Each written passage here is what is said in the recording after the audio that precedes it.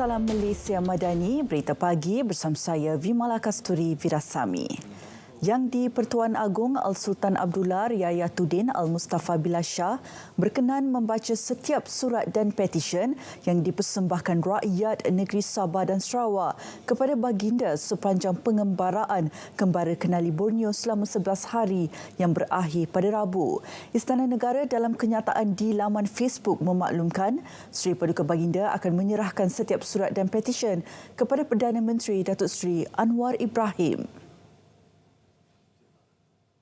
Seri Paduka Baginda juga menzahirkan ucapan terima kasih kepada seluruh rakyat di Sabah dan Sarawak yang sudi berkongsi kisah suka dan duka serta pelbagai masalah menerusi surat dan petisyen tersebut.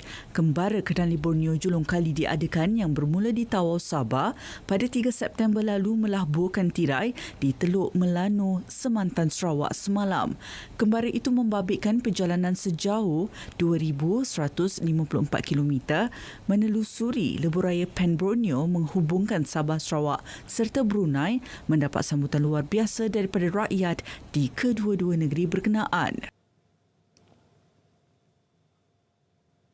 Gubal Akta Kebebasan Maklumat dengan mewujudkan parameter serta garis panduan jelas bagi memberi akses kepada orang awam mendapatkan maklumat daripada badan awam dan kerajaan. Itu antara perkara secara prinsip dipersetujui dalam mesyuarat Jawatankuasa Khas Kabinet Tata Kelola Nasional JKKTN yang dipengerusi Perdana Menteri Datuk Seri Anwar Ibrahim di Parlimen. Menurut kenyataan Pejabat Perdana Menteri selaras dengan keputusan tersebut, Akta Rahsia Rasmi 1972-Akta 88 juga akan dipinda sewajarnya. Langkah itu diambil bagi memastikan penyampaian perkhidmatan awam dapat dipertingkat dan menggalakkan penglibatan rakyat dalam proses pembentukan dasar negara. Mesyuarat juga bersetuju untuk mengubal rang undang-undang RUU perolehan kerajaan bagi memperkasa tata kelola perolehan kerajaan secara perundangan. Selain itu, 18 resolusi hasil daripada 2 sesi persidangan penyelidikan governance, integriti dan anti rasuah peringkat kebangsaan tahun 2022 dan 2023 yang mengemukakan syur-syur penambahbaikan daripada sudut perundangan dan dasar berkaitan tata kelola, integriti serta anti rasuah turut diambil maklum. Resolusi itu akan diteliti untuk dijadikan input dalam pembangunan strategi pembanterasan rasuah nasional yang baharu. Menteri Dalam Negeri Datuk Seri Saifuddin Nasution Ismail menyelar tindakan penganjur Himpunan Aman Selamatkan Malaysia sebagai tidak menghormati sambutan Hari Malaysia.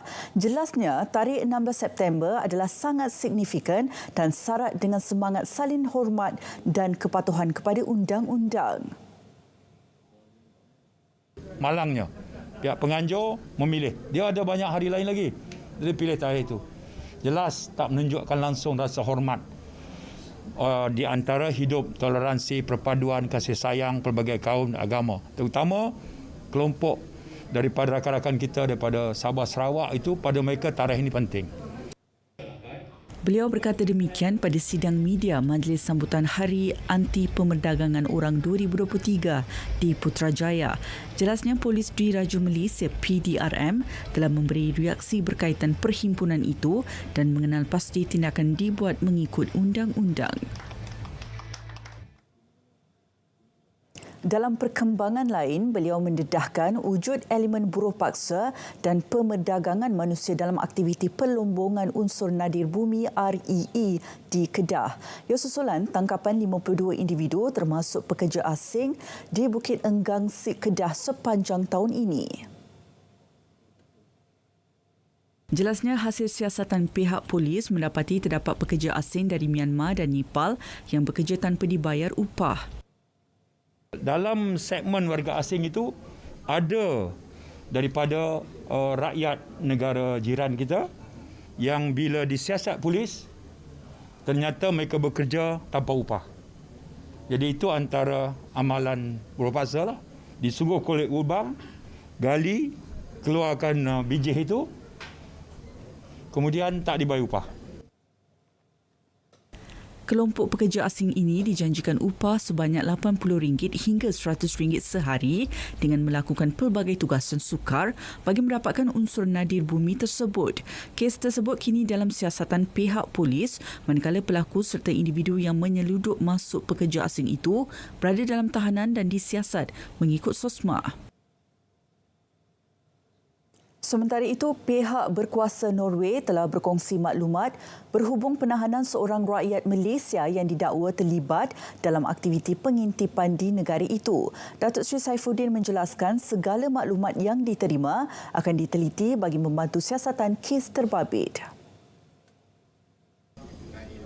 Saya telah diberi taklimat oleh Tan Sri Ketua Polis Negara berkenaan dengan latar belakang kes itu.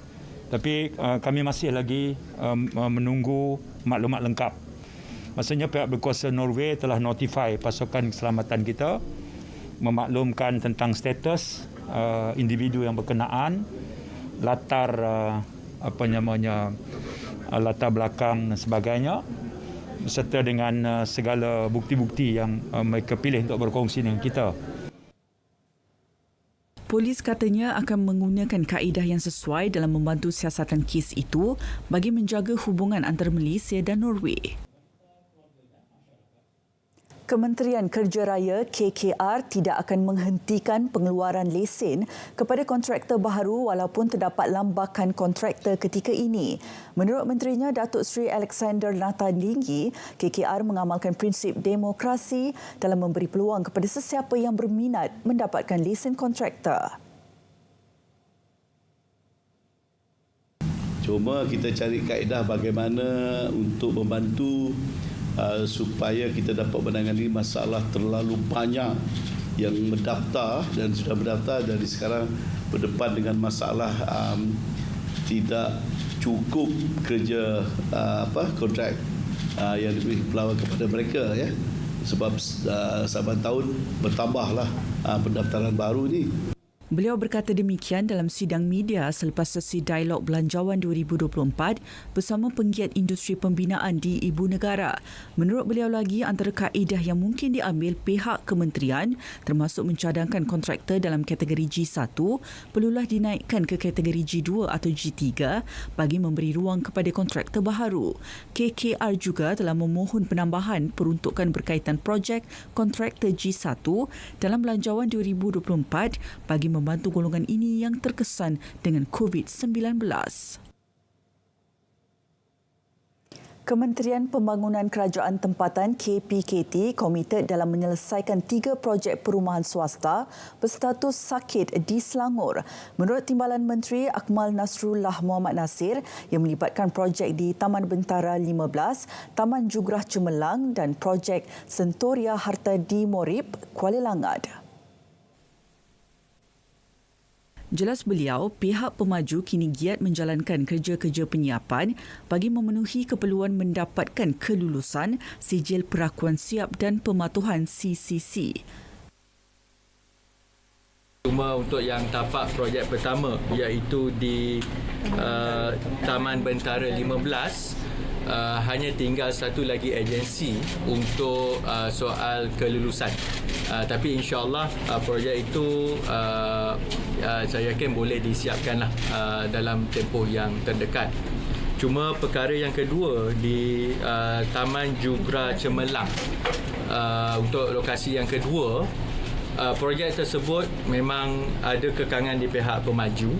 Maka apa yang dilaksanakan, pandangan kami memang selari konsisten daripada awal, iaitu pemaju perlu bertanggungjawab untuk siapkan rumah. Tambahnya, sehingga 31 Julai 2023, kesemua projek tersebut mengalami kelewatan melebihi 60% daripada kemajuan sebenar. Kita buat satu app ni. Semua bisnes kat dalam kampung ni, kita letak dalam satu app. Baru kita boleh buat orang bandar ni berhubung dengan orang kampung. Jaringan berkomunikasi tanpa sempadan. Nak join? Saya dengan Mak boleh tolong.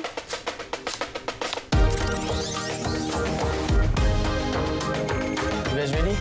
1, 2, 3. Publish! Korang! Saya letak apps kita ni dekat dalam media sosial. Diorang beli set berpantang dekat dalam apps kita. Serius ah?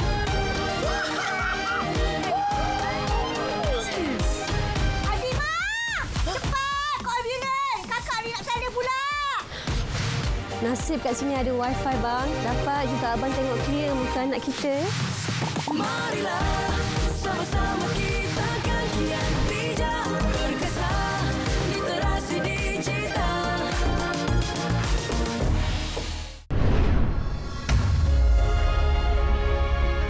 Hai! Ayuh rakyat Malaysia, jom kita ke Stadium Perpaduan Kuching Sarawak pada 16 September 2023, 7 malam sempena sambutan Hari Malaysia 2023. Pelbagai acara dan persembahan menarik antaranya persembahan pembukaan tarian kontemporari berkonsepkan Soul of Malaysia, persembahan khas musikal Segulai Sejalai dan saksikan juga persembahan artis-artis terkenal tanah air. Jangan ketinggalan untuk bersama-sama memeriahkan sambutan Hari Malaysia pada tahun ini. Ikuti siaran langsung menerusi semua stesen penyiar atau menerusi Facebook Live @Kementerian Komunikasi dan Digital dan Merdeka 360. Sambutlah Hari Malaysia 2023 dengan penuh kebanggaan dan jiwa yang penuh semangat patriotisme. Maklumat lanjut sila layari www.merdeka360.my. Malaysia Madani, tekad perpaduan penuhi harapan. Segulai Sejalai.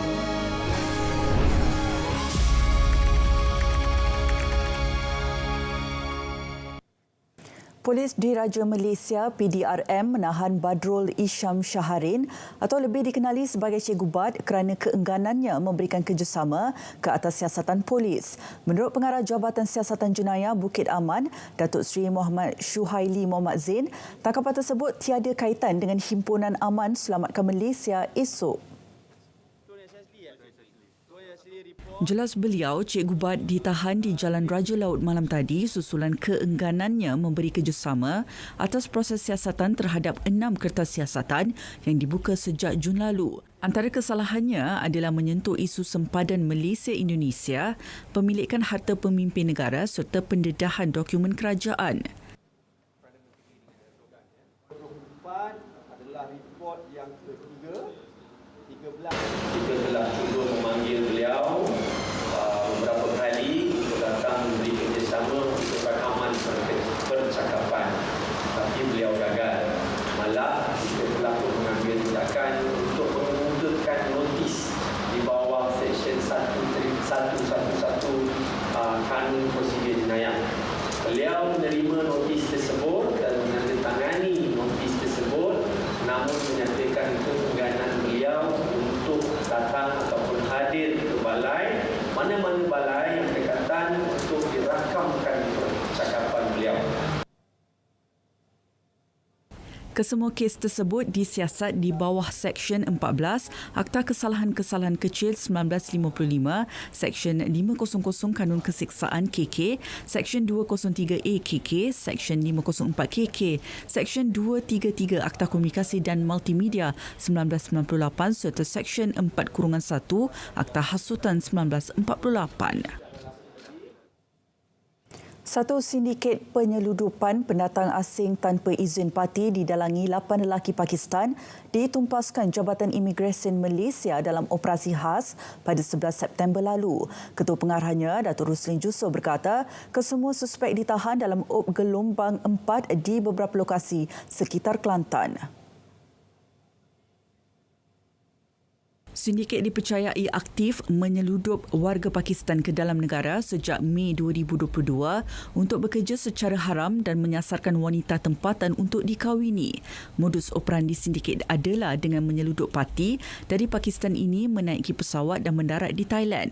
Kemudian parti terbabit akan dibawa melalui pengkalan haram melintasi sempadan Malaysia-Thailand. Pihak terlibat ditahan di bawah Akta Anti Pemerdagangan Orang dan Penyeludupan Migran 2007. Manakala 6 parti ditahan di bawah Akta Imigresen 1959 Palang 63 dan Akta Pasport 1966. Kesemua individu berkenaan ditahan di Depot Imigresen Tanah Merah. Seramai 45 individu termasuk 15 wanita warga Thailand yang bekerja sebagai gadis kalung bunga ditahan dalam serbuan op gegar di sebuah kelab malam di Taman Melaka Raya di Melaka. Kesemua wanita itu ditahan kerana disyaki telah melanggar syarat permit dan tidak mempunyai sebarang dokumen perjalanan yang sah. Pengarah Imigresen Melaka, Anirwan Fauzi Muhammad Aini berkata, pihaknya turut menahan 5 lelaki warga Bangladesh yang merupakan pekerja kelab berkenaan atas kesalahan sama. Selain 2 lelaki warga tempatan yang merupakan penjaga dan pengurus kelab malam tersebut, sebanyak 12 borang 29 saman saksi juga telah dikeluarkan ke atas pelanggan bagi membantu siasatan lanjut. Gara-gara takut kepada isterinya selepas menghabiskan wang gaji, seorang lelaki sanggup membuat laporan polis palsu mendakwa dirinya telah disamun. Individu berumur 29 tahun itu dikatakan membuat laporan palsu tersebut di Balai Polis Pasir Gajah petang semalam. Lelaki berkenaan mendakwa sejumlah wang tunai RM1,500, dompet, seuntas rantai dan sebentuk loket emas bernilai RM700 dilarikan 2 suspek bersenjatakan pisau. Ketua Polis Daerah Kemaman, Superintendent Hanian Ramlan berkata, bagaimanapun siasatan awal polis mendapati, lelaki berkenaan telah membuat laporan palsu selepas dipercayai mengalami masalah kewangan. Lelaki terbabit disiasat mengikut Seksyen 182 Kanun Keseksaan yang memperuntukkan hukuman penjara 6 bulan atau denda sehingga RM2,000 jika sabit kesalahan. Penubuhan skuad bomba di institusi-institusi pendidikan agama melibatkan kerjasama antara Jabatan Bomba dan Penyelamat Malaysia JBPM Negeri Perlis dengan Yayasan Pembangunan Pondok Malaysia YPPM adalah atas kesedaran mengenai kepentingan aspek keselamatan. Skuad bomba ini ditubuhkan bagi mewujudkan budaya pencegahan dan keselamatan kebakaran dalam kalangan pelajar. Selain memahami tata cara pelepasan diri atau pengasingan bangunan semasa kecemasan atau kebakaran. Menurut Exco Negeri Fakrul Anwar Ismail, skuad bomba juga mampu bertindak sebagai pasukan tindak balas awal bagi memadam kebakaran. Ahli-ahli skuad ini diberikan latihan secara teori dan amali berhubung aspek keselamatan kebakaran. Beliau memaklumkannya ketika merasmikan konvensyen skuad bomba sekolah agama dan tahfiz beserta kempen keselamatan kebakaran di Ibu Pejabat JBPM Negeri Perlis. Sebanyak 368 pelajar mewakili 10 buah sekolah agama dan tahfiz menyertai konvensyen ini. Perubahan iklim dan serangan penyakit antara punca penyusutan hasil tanaman padi di Selangor tahun ini.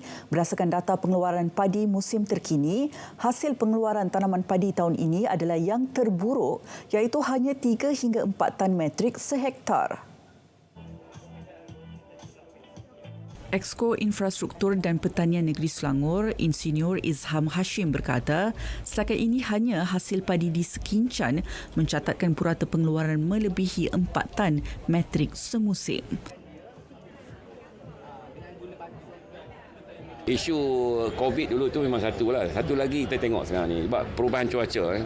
Tengok hasil padi tahun ni seluruh negara tu, seluruh dunia tu. Ada impak, ramai yang dah stop. Ada kota untuk ekspor macam India, macam even Vietnam, Thailand. Ya, mereka menghadapi kekurangan tahun ni. Jadi climate change ni adalah satu perkara lagi yang akan memberi kesan kepada pertanian di seluruh dunia lah, bukan negara kita saja. Jadi sebab itu kita Selangor, inovasi yang saya sebut tadi, itu R&D kita ni, kena diperkemaskan. Bagi meningkatkan hasil pengeluaran padi, kerajaan negeri akan meneliti pelaksanaan penanaman padi 5 kali dalam tempoh 2 tahun. Beliau ditemui selepas menyempurnakan Hari Inovasi Pertanian Selangor 2023 di Kompleks Pejabat Pertanian Kuala Selangor. 5 lelaki cedera selepas lori 3 tan yang dinaiki mereka terbabas sebelum melanggar pokok dan terjatuh ke tebing sungai di Jalan RTP Klau Raup. Mangsa yang tercedera melibatkan seorang warga tempatan dan 4 warga Myanmar. Pegawai Perhubungan Awam Jabatan Bomba dan Penyelamat Malaysia Pahang, Zulfadli Zakaria berkata, seramai 5 anggota dan 2 pegawai dari Balai Bomba dan Penyelamat Raup bersama 2 jentera segera ke lokasi selepas menerima maklumat pada jam 2.30 petang. Mangsa yang tersepit berjaya dikeluarkan pasukan bomba menggunakan peralatan menyelamat. Kesemua mangsa telah dihantar ke Hospital Raub untuk rawatan lanjut.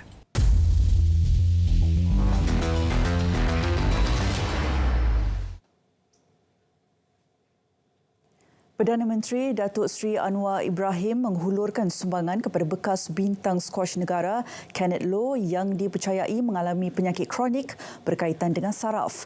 Menerusi hantaran di laman Facebooknya, Perdana Menteri berkata sumbangan itu disampaikan melalui setiausaha politiknya Ahmad Farhan Fauzi ketika menziarahi Kenneth di Wang Semaju pada Khamis. Datuk Seri Anwar turut berharap Kenneth diberikan kekuatan dan kesembuhan dengan segera. Turut sama menziarahi Kenneth ialah pengurusi Yayasan Kebajikan Atlet Kebangsaan Datuk Nurul Arifin Abdul Majid dan Presiden Multiracial Revert Muslims Firdaus Wong. Sebelum ini, media tempatan melaporkan Kenneth yang pernah menduduki ranking keempat Asia dan ke-38 di dunia bekerja sebagai tukang cuci hidup dalam kesusahan dan mengalami masalah kesihatan. Tiada perancangan untuk kembalikan perlumbaan Li Tua de Langkawi LTDL edisi 2024 ke tarikh asal pada Februari atau Mac. Ahli Jawatankuasa Pengurusan Kesatuan Berbasikal Antarabangsa UCI Datuk Amarjit Singh berkata ia dijangka kekal diadakan pada September atau Oktober. Menurut beliau yang juga naib Presiden Persatuan Berbasikal Malaysia PKBM, penghujung tahun merupakan waktu terbaik bagi menganjurkan perlumbaan bertaraf Pro Series itu. Untuk sekarang kita selesa dengan tarikh pada hujung tahun. Untuk tahun depan kita cadangkan also end of September, early October. The dates dalam proses untuk approval daripada UCI. Tambah Datuk Amarjit, tarikh tersebut dilihat mampu menarik lebih banyak penyertaan pasukan luar terutamanya yang berstatus dunia. Beliau ditemui pada Majlis Pengenalan Rakan Penaja Perdana LTDL 2023 di Bukit Jalil. Turut hadir Menteri Belia dan Sukan Hanayo. Terdahulu Petronas diumum sebagai penaja perdana perlumbaan tersebut sehingga 2025. LTDL 2023 dijadual berlangsung dari 23 hingga 30 September ini.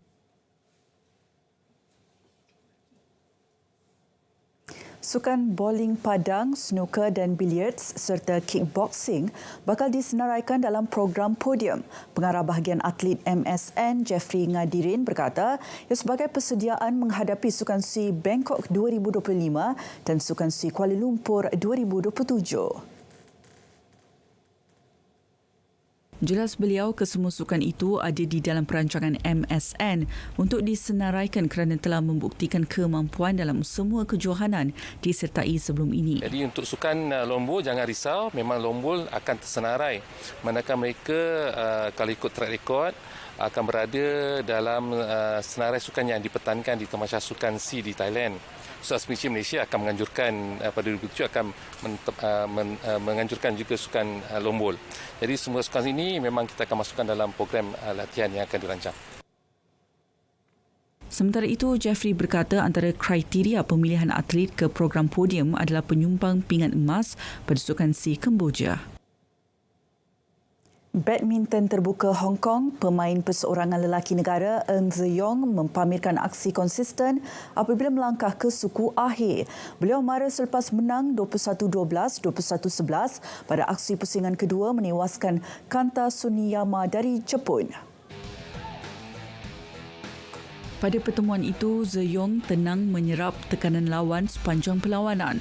Setiap peluang dimanfaatkan dengan baik oleh Ze-yong untuk mendapatkan mata sebelum mengesahkan kemenangan dalam tempoh 41 minit. Hari ini, Ze-yong dijadual menentang pemain dari Denmark, Magnus Johansson pada aksi suku akhir.